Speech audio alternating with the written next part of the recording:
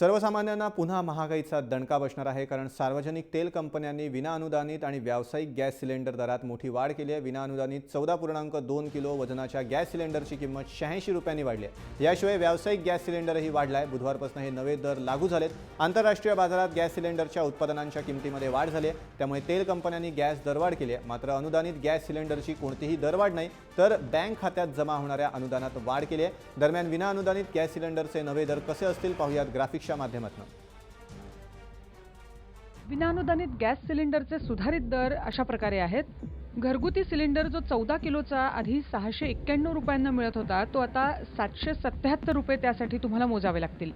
तर व्यावसायिक वापरासाठीचा 19 किलो वजनाचा गॅस सिलेंडर जो आधी 1330 रुपयांना मिळत होता, आता त्याची किंमत 1480 रुपये होणार आहे। 5 किलोचा छोटा गॅस सिलेंडर, त्याची आधीची किंमत 252 रुपये होती, ती आता 30 रुपयांनी वाढून 282 रुपये इतकी झाली आहे।